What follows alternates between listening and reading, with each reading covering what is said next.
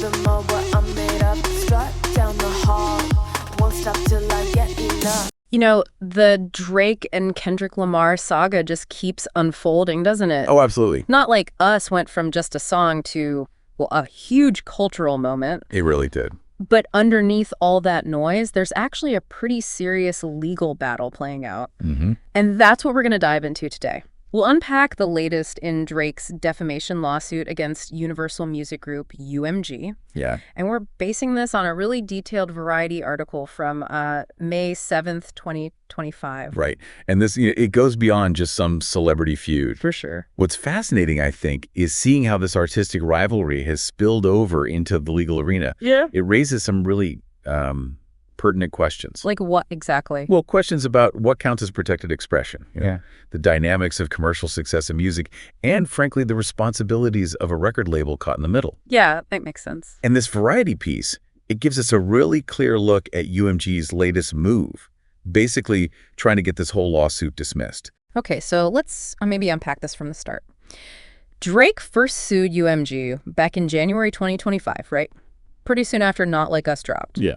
That's right. His main argument then, according to the article, was that UMG was actively involved in defaming him just by promoting the track. Which is, a pretty significant claim to start with. It feels bold. It is a bold claim. Yeah.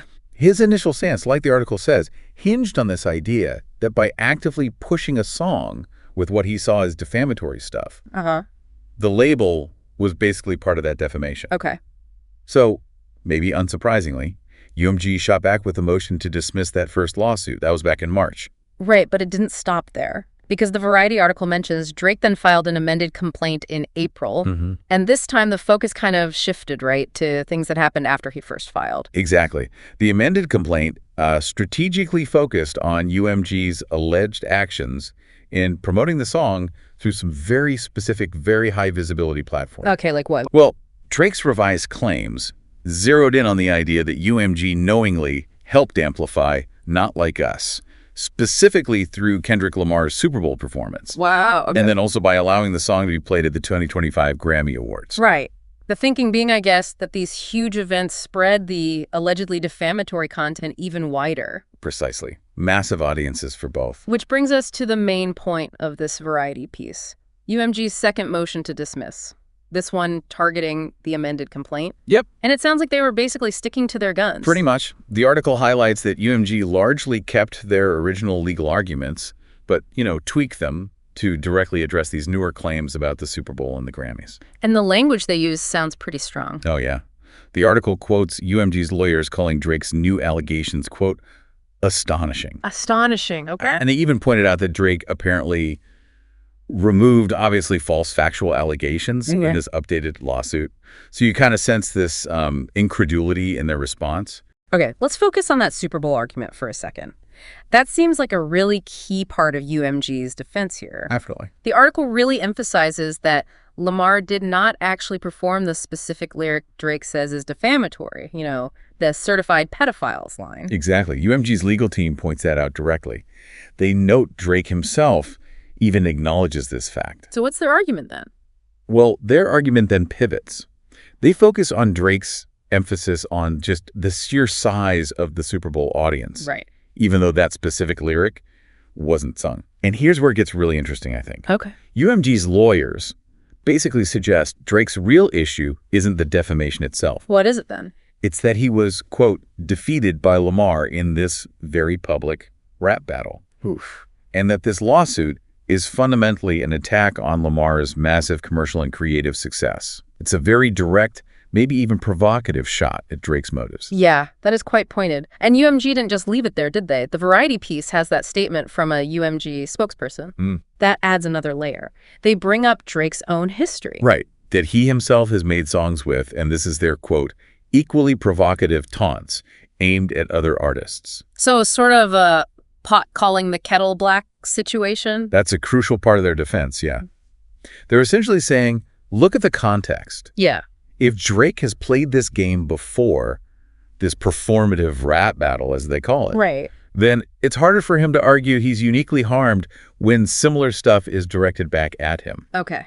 The basic question they're raising is, can Drake claim defamation from the very kind of creative expression he himself uses. And what about the online comments? Drake's team was apparently using those as evidence. Yeah, they addressed that too. And UMG seemed pretty dismissive. Very dismissive.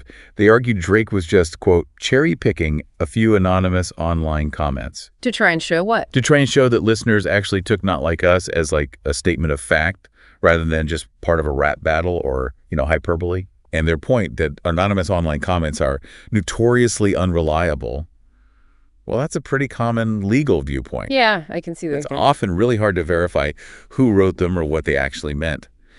It's interesting seeing the clash between how loud online chatter can seem and how much weight it actually carries as legal evidence. The article also mentioned Drake pulling back some earlier claims, didn't it? Something about bots. Yes, that's right. Yeah. He initially claimed UMG paid for bots to inflate the streams for Not Like Us. That was apparently mentioned on a podcast. But he dropped that. He dropped that specific claim.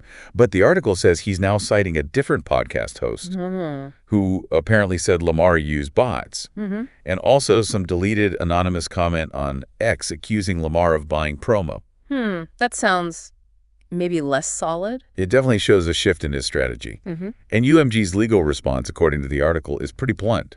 They argue courts usually reject this kind of online comment-based pleading because, quoting their filing, online comments utterly failed to make plausible the underlying factual claims.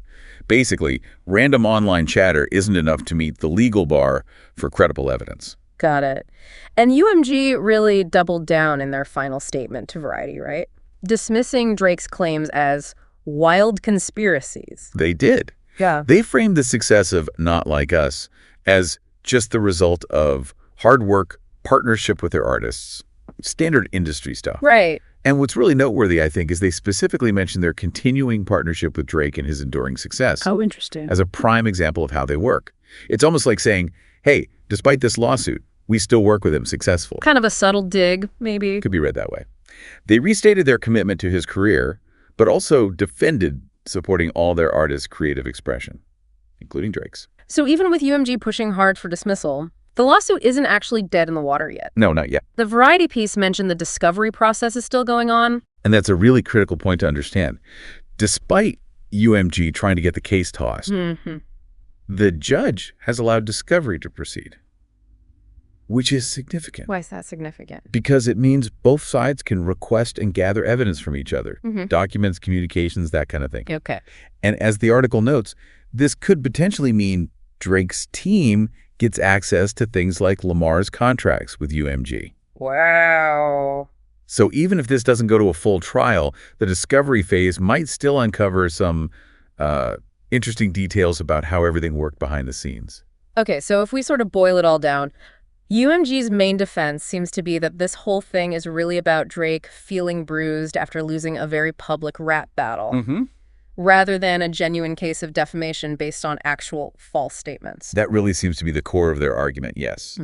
They're framing it as artistic and commercial competition, playing out within the, let's say, established norms of provocative rap lyrics. Right, not actual reputational harm from lies. Exactly, not based on verifiable falsehoods, in their view. It definitely highlights that really complex intersection, doesn't it? Between artistic expression, intense competition, and, well, legal boundaries. Absolutely. It certainly makes you think. So what are maybe the wider implications here? How should we understand these kinds of public feuds when they hit the courts? Well, yeah, and this raises a really important question for you, the listener, to think about. Okay. Consider the role that all this online commentary plays, right, in shaping how the public sees these high-profile spats. How much weight should those often anonymous opinions online actually carry in a legal setting, especially when they're about art, which is often, exaggerated or metaphorical? That's a good question. Ultimately, what does a case like this suggest about where we, or maybe the courts, draw the line between just entertainment or artistic rivalry and statements that actually cross over into potentially actionable defamation? It's definitely a complex area to think about. Sound the alarm. I'm coming up. We'll have a ball. I'm sweet like a buttercup. You're Barbie doll. Show them all what I'm made of. Strut down the hall. Won't stop till I get enough.